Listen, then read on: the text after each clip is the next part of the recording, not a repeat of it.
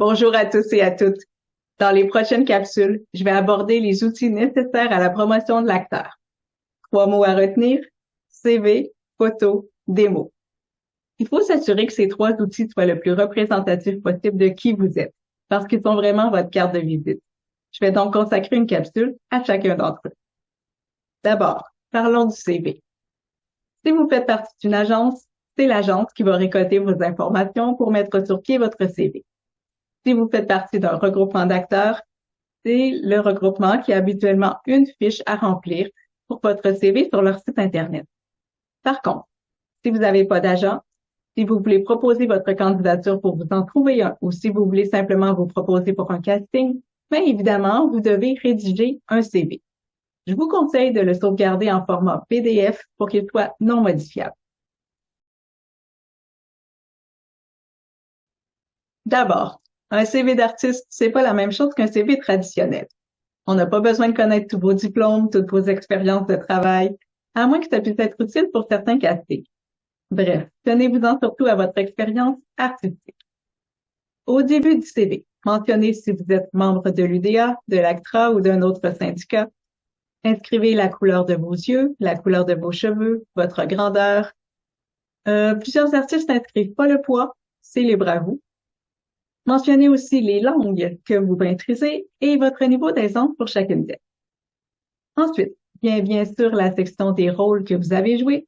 Alors habituellement, on inscrit le nom du personnage, la catégorie du rôle, c'est-à-dire par exemple premier rôle, deuxième rôle, troisième rôle parlé ou muet, puis le titre de la production, le nom de la personne qui a fait la réalisation ou la mise en scène, le nom de la compagnie de production et l'année.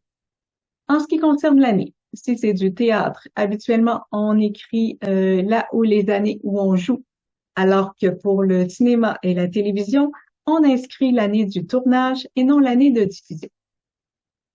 Vous pouvez sur votre CV bien sûr aussi inscrire l'école de théâtre que vous avez fréquentée et toutes les formations et perfectionnements que vous avez suivis en lien avec le jeu d'acteur. C'est une bonne idée aussi de mentionner tous vos talents, toutes vos habiletés particulières, les sports et les autres arts que vous pratiquez, les instruments de musique que vous jouez. Bref, si vous faites par exemple de la danse, du karaté, du bungee, si vous jouez de la clarinette ou de la cornemuse, si vous avez de l'expérience en cuisine, en menuiserie ou en imitation de chants d'oiseaux, dites-le parce que ça peut être utile dans certains castings, particulièrement en publicité. Aussi, c'est bien de mentionner si vous avez un permis de conduire et un passeport valide.